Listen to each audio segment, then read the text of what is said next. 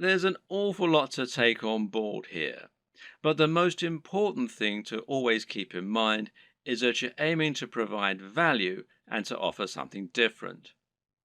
You can be smart about the way you do this in order to minimize your work and to maximize your exposure, but the key is to be genuine, to be interesting, and to really work on the quality and production values. It's also important to be consistent and to keep plugging away. Don't expect fame to come overnight and don't expect your first video to get 1,000 views.